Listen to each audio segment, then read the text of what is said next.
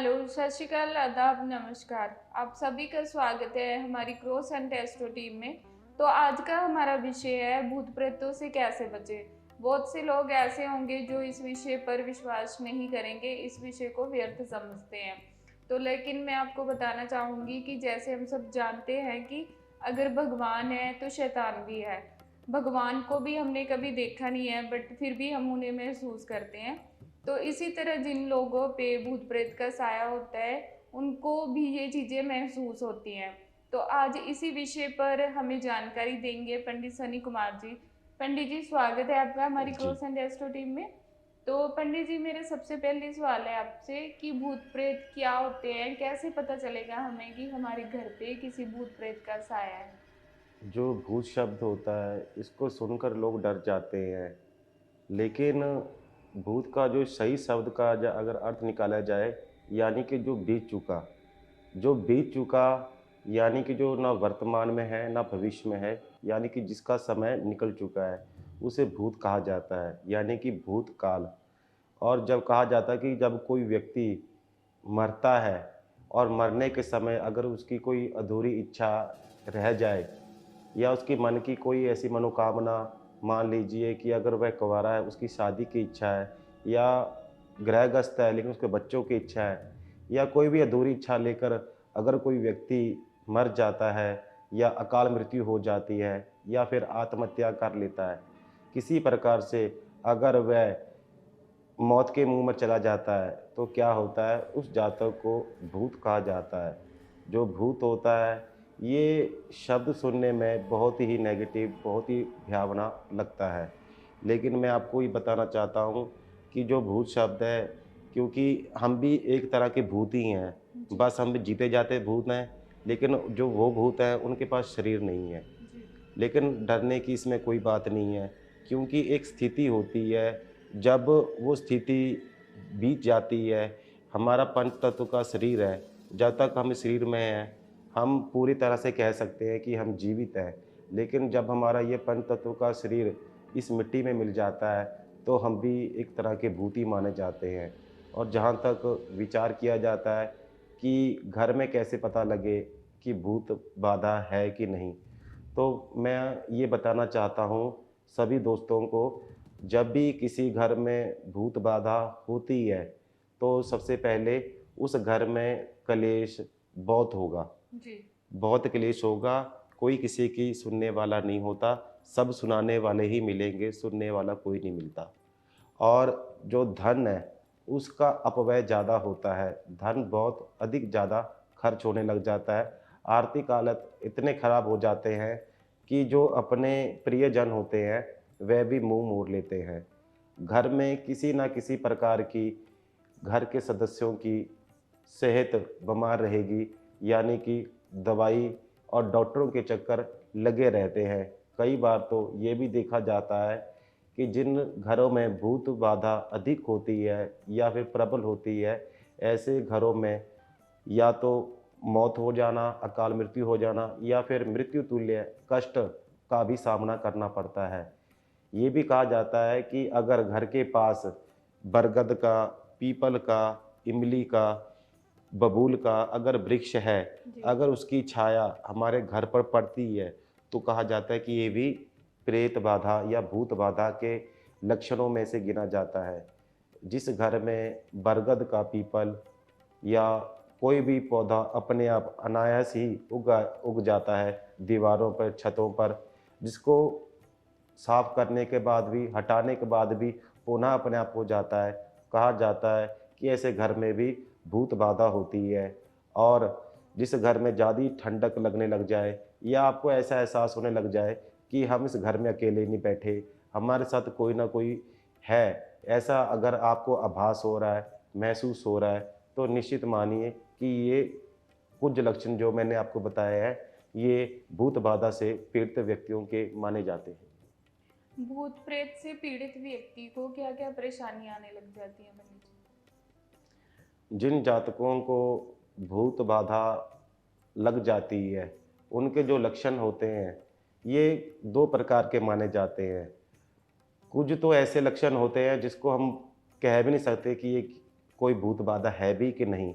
और कुछ ऐसे लक्षण होते हैं जो प्रकट होते हैं और कुछ ऐसे लक्षण भी होते हैं जो अप्रकट रहते हैं, जो हमें दिखाई नहीं देते। सबसे पहले मैं आपको प्रकट होने वाले लक्षण बताता हूँ, जिसको देखकर कोई भी बता सकता है कि जातक को भूत बाधा है। पहला नंबर 1, ऐसे जातकों को क्या होता है कि उनके हाथ पैर काँपने लग जाते हैं। वह जब भी बोलेंगे लड़खड़ाकर बोलने लग जाते हैं। उनकी आँखों का रंग होता है वह लाल या फिर गहरा पीला होने लग जाता है। वह जब भी बात करते हैं, कोई ना कोई गाली-गलौज, अपशब्द करते रहते हैं। यानी कि ऐसे जातक मिथ्याभाषी हो जाते हैं। ऐसे जातक की जो वाणी होती है बिल्कुल कर्कश समान हो जाती है। और ये भी कहा जाता है कि जिन जातकों को ये समस्या होती है, उनको भूख या तो बहुत अधिक लगेगी या फिर बिल्कुल भी नहीं लगेगी। ये 2 माने जाते हैं। उनका जो खाने का, रहने का ढंग है, वह पूरी तरह से परिवर्तित हो जाता है। जैसे कि वह पूरी रात तक जागते हैं और दिन में सोने लग जाते हैं। अगर वो खाना खाते भी हैं, रात को 12-1 मतलब कि आधी रात को वह खाना खाना जी। और कोलाहल करना, शोर-शराबा, चीखें निकालना, किसी न प्रकार की मतलब अनगिनत उल्टी हरकतें करते हैं, जिनसे पता लग जाता है इनके लक्षण देखकर कि इनको ये प्रेत या भूत बाधा है। और दूसरे अन्य व्यक्ति भी होते हैं जिनको भूत बाधा होती है, लेकिन कई बार उस व्यक्ति को भी नहीं पता होता कि उसे यह समस्या है। नंबर 1, ऐसा जातक जिनको भूत बाधा होती है, क्या होता है कि कई बार भूत, प्रेत, राक्षस आदि इन सब की अलग-अलग श्रेणी होती है। उनमें से ये विचार करना चाहिए कि ऐसे जातक को कौन-सा लगा हुआ है। मान लीजिए अगर किसी जातक को ब्रह्म राक्षस की समस्या है या ऐसी कोई समस्या जिसके कारण वह पीड़ित है, तो ऐसे जातक क्या देखा जाता है कि ऐसे जातक साफ-सुथरे रहते हैं। बिल्कुल साफ-सुथरे रहते हैं, लेकिन वह किसी से बात नहीं करते, वह अपने आप से ही बात करते हैं, मंद-मंद मुस्कुराने लग जाते हैं। अगर कोई बात का जवाब पूछें तो वह बताते नहीं हैं। वह क्या करते हैं कि वह ब्राह्मणों की, भगवान की निंदा करने लग जाते हैं और उनकी जो बुद्धि होती है, वह तमोगुनी होने लग जाती है। ये ऐसे कुछ लक्षण होते हैं, जिससे पता लगता है कि इस जातक को भूत या प्रेत बाधा है। पंडित जी, भूत प्रेत के साए से बचने के लिए क्या कोई ऐसा मंत्र भी है जिसके जाप से हमें कुछ देर के लिए भूत प्रेत के साए से मुक्ति मिले? जिन जातकों को भूत बाधा होती है, पहले तो मैं आपको ये बता दूँ कि अगर जन्म कुंडली में हमारा चंद्रमा पाप ग्रहों से पीड़ित है या हमारा जो चंद्रमा जो ग्रह है, पाप ग्रहों से युक्त हो या दृष्ट हो, ऐसे जातकों को कहा जाता है कि भूत बाधा, नज़र दोष बहुत जल्दी लग जाता है। ऐसे जातकों के बारे में कहा जाता है कि फला व्यक्ति सड़क पे जा रहा था, अचानक उसका पैर किसी चीज़ या नींबू पर पड़ा, तो उसको अकुम समस्या हो गई। कहने का मतलब कि ऐसे जातकों को छोटी-छोटी बाधाएँ बहुत जल्दी लग जाती हैं, जिनका चंद्र खराब होता है और ख़ासकर ये भी देखा जाता है, जिनका राहु भी खराब होता है, ऐसे जातकों का भूत बाधा, प्रेत बाधा या जादू तंत्र की शिकायत भी रहती है। ये भी कहा जाता है कि जिन घरों में ये समस्या होती है, उनमें नाना प्रकार के कोलाहल होने उत्पन्न हो जाते हैं, यानी कि उस घर की जो सुख शांति है, वह चली जाती है और जी। घर में पहले की तरह सुख समृद्धि का वातावरण नहीं बन पाता जी। तो पंडित जी, मैंने पूछा था आपसे कि कौन से मंत्र का जाप कर सकते हैं, तो क्या कोई मंत्र भी है? देखिए जी, इस मंत्र के बारे में पहले मैं आपको ये बता दूँ हुँ। कि हर एक व्यक्ति की अपनी ऑरा होती है, अपनी जी। आभा होती है। हर किसी का अपना-अपना सुरक्षा कवच होता है। हुँ। अगर मान लीजिए अगर हम युद्ध में जा रहे हैं, अगर सैनिक ने अगर वो रक्षा कवच ही नहीं पहना, तो वह मारा जाएगा। उसी प्रकार अगर हमारा सुरक्षा कवच मजबूत नहीं है, तो क्या होता है कोई भी भूत प्रेत बाधा लग जाती है। तो सबसे पहले अगर आपने अगर गुरु बनाया है, तो उससे जो गुरु मंत्र प्राप्त है, उस मंत्र का जाप करना आपके लिए शुभ रहेगा। इसके अलावा जो व्यक्तियों को ये लग रहा है कि हमें प्रेत बाधा है, ऐसे जातकों को माता कालिका के मंत्र का जाप करना शुभ रहेगा। ओम जयंती मंगला काली भद्रकाली कपाली माँ दुर्गा क्षमा शिवा दात्री स्वाहा स्वधा नमोस्तुते, इस मंत्र का जाप करना या फिर ओम क्रीम कालिकाय नमः, इस मंत्र का जाप करने से जो जातक है उसके जो रक्षा है उसमें वृद्धि होने लग जाती है। और ये भी कहा जाता है जब भी हम सोते हैं या जब भी हम पूजा पाठ करते हैं, अपने आप को पहले कीलना चाहिए। जी। कीलना मतलब यानी कि अपने सुरक्षा बंधन ये करना चाहिए। इसके लिए आप जल में थोड़ा-सा गायत्री मंत्र का जाप करते हुए उसको अगर आप अपने चारों तरफ छिड़कते हैं, तो वह जो सर्कल होता है या जो चक्कर होता है, उसमें कहते हैं कि किसी प्रकार की कोई भी उत्पात नहीं होता। जो भी अरिष्ट शक्ति होती है, वह दूर ही रहती है। जब भी आप सोते हैं, सोते समय आपने अपने कुल के देवी-देवता का, अपने इष्ट का या जिस पर आपका विश्वास है, जिस पर आपकी श्रद्धा है, उसका नाम अवश्य लेना चाहिए। अगर सोते समय हम अपने इष्ट का, अपने देवी-देवता का या जिस पर हम विश्वास है, अगर हम उसका नाम लेकर सोते हैं, तो कहा जाता है कि वह देवी-देवता हमारी उस समय रक्षा करते हैं। मतलब कि हमारे जो बेड का जो पावा होता है, उस पर देवी-देवता वह साक्षात विराजमान हो जाते हैं, जो हमारी रक्षा करते हैं। जातक को ये भी प्रयत्न करना चाहिए कि जब भी उसे ऐसी बाधा हो, तो उनको गंगा जल से स्नान अवश्य करना चाहिए। पंडित जी, भूत प्रेत किसी इंसान को या किसी घर में जब उनका साया होता है तो वो क्यों किसी इंसान को परेशान करते हैं? कहा जाता है कि जो भूत प्रेत होते हैं ये किसी को तंग नहीं करते, क्योंकि जो भूत प्रेत होते हैं उनका इस धरती पर जो होता है सुनसान जगह, पेड़ पौधे, किला या ऐसे खंडर आदि में रहने का निवास होता है। लेकिन कई बार क्या होता है जो दुष्ट आत्माएं होती हैं, उनको अगर हम निमंत्रण दे दें या गलती कर लें, तो वो हमारे पीछे लग जाती हैं। जैसे कि मान लीजिए अगर कहीं पर नदी, तालाब, बावरी होती है, वहाँ पर अगर हम बेअदबी करते हैं या मल-मूत्र का त्याग करते हैं, तो इससे क्या होता है कि जो जलकूप के देवी-देवता यानी कि जो अदृश्य आत्माएँ होती हैं या अगर हम किसी पेड़ के नीचे या जड़ के पास अगर बेअदबी करते हैं, तो क्या होता है कि उसके कारण जो भूत प्रेत है वह हम पर हावी हो जाते हैं। ये भी देखा जाता है कि रात के समय अगर हम कुछ मीठा खाकर जी। चले जाएँ, ख़ासकर ऐसी जगह पर जहाँ पर कब्रिस्तान या शमशान घाट या कोई पुराना किला, जहाँ पर किसी भी प्रकार के कोई भी प्राणी नहीं रहता, यानी कि कोई आदमी नहीं रहता। इस बात का देखा जाता है कि जो उसकी वासना होती है, जो उसकी खुशबू होती है मिठाई की, उसको भी सूँघकर जो भूत-प्रेत है, वे उस व्यक्ति के पीछे लग जाते हैं। ये भी देखने में आता है, जो लड़कियाँ ज़्यादा श्रृंगार करके, ख़ासकर इत्र या खुशबू लगाकर सुनसान जगह पर या रात के समय ऐसे घूमने जाना, किसी पेड़ के नीचे बैठना, तो इससे क्या होता है जो दुर्गंध होती है और सुगंध, ये देवी-देवताओं को, भूत-प्रेतों को, दोनों को ही बहुत प्रिय होती है। तो क्या होता है कि इससे आकर्षित होकर भी उस जातक को पीड़ित करने लग जाती है। ये भी देखने में आता है कि जो जातक पूजा-पाठ बिल्कुल नहीं करते या जो भगवान के नाम से नफ़रत करते हैं, नास्तिक होते हैं, ऐसे जातकों को भूत बाधा, तंत्र बाधा बहुत आसानी से लग जाती है। पंडित जी, भूत प्रेतों के साए से बचने के लिए क्या कोई ऐसा पूजा या हवन भी होता है कि जिससे जातक को अपने बचाव करने में राहत मिलती है?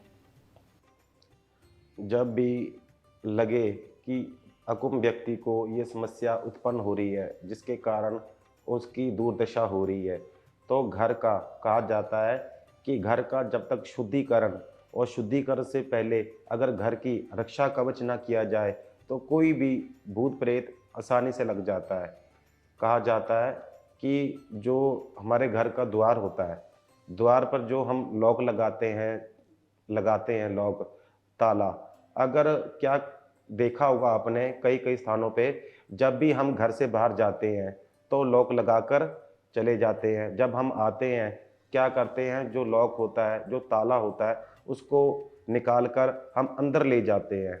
अंदर ले जाते हैं तो इससे क्या होता है, ये एक बहुत अशुभ या नकारात्मक समस्या मानी जाती है। जी। क्योंकि जो ताला होता है, ये हमारे घर के द्वारपाल माने जाते हैं, यानी रक्षक माने जाते हैं। जी। कोशिश करें कि जब भी आप घर में प्रवेश करें, ताला खोलते समय आपने जो ताला है, आपने उसी दरवाजे पर टाँग देना है। सिर्फ आप चाबी ही अंदर लेके जानी चाहिए, जो ताला है आपको वहीं पर स्थापन करना चाहिए। इससे क्या होता है, अगर घर में किसी प्रकार का कोई भी रोग दोष होता है या नकारात्मक समस्या जिसके कारण घर के सदस्य परेशान है, वह दूर होने लग जाती है। क्योंकि जो लॉक होता है, जो ताला होता है, इसे बटुक महाराज यानी काल भैरव का स्वरूप या फिर द्वारपाल माना जाता है। ऐसे इस बात का विशेष ध्यान देना चाहिए और घर में कोशिश करनी चाहिए कि तुलसी का पौधा अवश्य होना चाहिए और वहाँ पर प्रतिदिन जल देना और धूप दीप अवश्य करना चाहिए और घर में श्रीमद् भगवत गीता का पाठ करना और सुनना, ये दोनों ही शुभकारी होते हैं। कहा जाता है जिस घर में भगवत गीता का पाठ होना एवं श्रीमद् भागवत का पाठ जहाँ पर होता है, वहाँ पर किसी प्रकार का अगर दोष है, भूत प्रेत बाधा है, तो कहा जाता है कि अगर अतृप्त आत्माएं हैं, उनकी भी मुक्ति हो जाती है, उनकी भी सद्गति हो जाती है। घर में अगर हवन करना भी पड़े तो भगवान विष्णु को समर्पित करके या फिर भगवान शंकर जी के सहस्त्रार्थ नाम यानी 1008 नाम मंत्र का जाप करके हवन करना, अन्य माता दुर्गा या दश महाविद्या का पाठ करना, हवन करना और उसमें भी तर्पण मार्जन ब्राह्मण भोजन करना, ये सब करने से क्या होता है कि हमारे घर में किसी प्रकार का अगर दोष है प्रेत बाधा के कारण या भूत बाधा के कारण या तंत्र बाधा के कारण, तो वह शांत होना शुरू हो जाती है।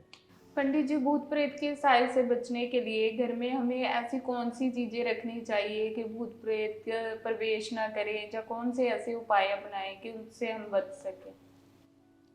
जब भी घर में लगे कि हाँ हमारे घर में ये समस्या उत्पन्न हो रही है, सभी अपने अपने अनुभव पर देखें, क्योंकि कई बार हमारा वहम भी हो सकता है। लेकिन कहा जाता है वहम एक बार होता है, दो बार होता है, बार बार नहीं हो सकता। और ये भी कहा जाता है कि गलत समय पर गलत जगह पर अगर हम उपस्थित हो तब भी ये बाधा उत्पन्न हो जाती है।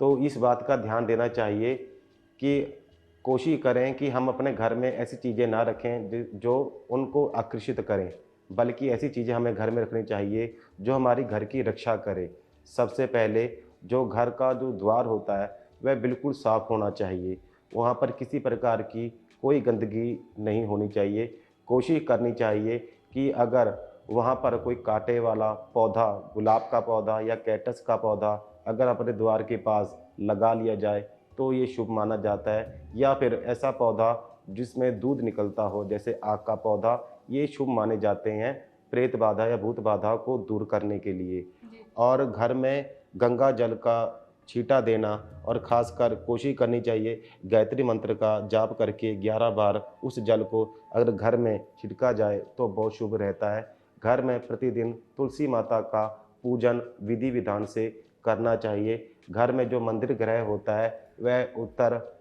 और पूर्व दिशा, इन दोनों दिशाओं में एवं ईशान कोण में अगर स्थापना की हुई है, विधिवत उनकी पूजा पाठ करनी चाहिए। घर में अपने कुल की देवी देवता की प्रतिदिन जोत करनी चाहिए। जोत करने से क्या होता है, उस देवी देवता का वहाँ पर पहरा माना जाता है, जो हमारे घर की रक्षा करने में बहुत मदद करते हैं। घर में अगर किसी प्रकार का कोई भी टूटा फूटा सामान पड़ा होता है या ऐसी चीज़ें जिसका हमने उपयोग नहीं करना पड़ता, लेकिन तब भी वो घर में पड़ी है, ऐसी चीज़ों को घर से बाहर निकाल देना चाहिए। घर में किसी प्रकार की गंदगी नहीं होनी चाहिए। कोशिश करनी चाहिए कि आपके घर में जो दहलीज होती है, अगर रविवार के दिन वहाँ पर गौ का जो गोबर होता है, गौ माता का गोबर, अगर उसको लीपना बहुत शुभ माना जाता है और वहाँ पर थोड़ी-सी हल्दी और थोड़ी-सी दूर्वा अगर रख दी जाए, तो कहा जाता है कि हमारे घर में अगर किसी प्रकार की समस्या आ रही है, प्रेतों के भूत के कारण आर्थिक हालत हमारी ठीक नहीं हो रही, तो वह ठीक होने लग जाते हैं। जो धन है, उसका आवागमन शुरू हो जाता है। और कोशिश ये करनी चाहिए कि हमारे घर में जहाँ भी हम पूजा पाठ करते हैं, वहाँ पर शंख और टल्ली जो घंटी बजाते हैं पंडित जी, ऐसी घंटी को अगर प्रतिदिन होता है सुबह और शाम पूजा के समय, शंख का जहाँ वादन होता है, घंटी का जहाँ वादन होता है, वहाँ पर किसी प्रकार का कोई नकारात्मक दोष नहीं रहता। पंडित जी, आपने अपना कीमती समय हमें दिया, उसके लिए क्रॉस एंड एस्ट्रो टीम की तरफ से आपका बहुत बहुत धन्यवाद पंडित जी। मिलते हैं जल्दी हमारी नेक्स्ट वीडियो में।